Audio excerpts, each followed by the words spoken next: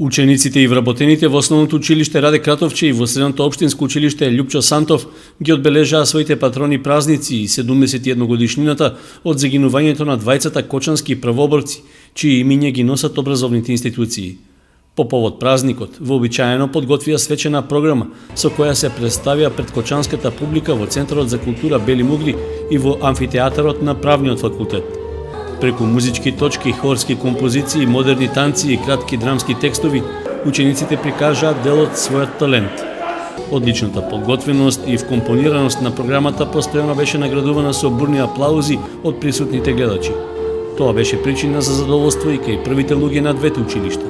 Денес го одбележуваме на 55 годишниот јубилеј од постоењето на Средното општинско училиште Љупчо Сантов.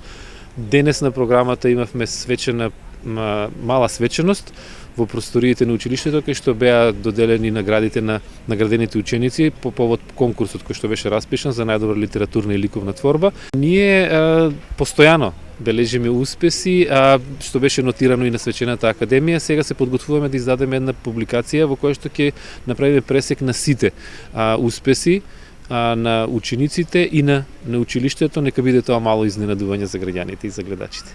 Ние сите колеги во 9 часот положивме цвеќе на бистата во нашето училиште.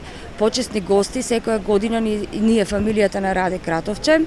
Инаку нашата академска вечер беше одржана на 20 во петок.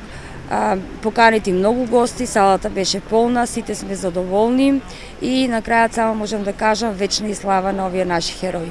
Во рамки на одбележувањето на патрониот празник, предпладнето делегација од ученици и професори во двете училишта положија свежо цвеќе на бистите во училишните дворови. Исто така, представници од училиштата, од локалната самоуправа и членови на семејството на првоборците ги посетија бистите на Сантов и Кратовче во паркот на Револуцијата, каде со букети цвеќе им оддадоа почит за нивниот придонес во револуционерната борба за слобода.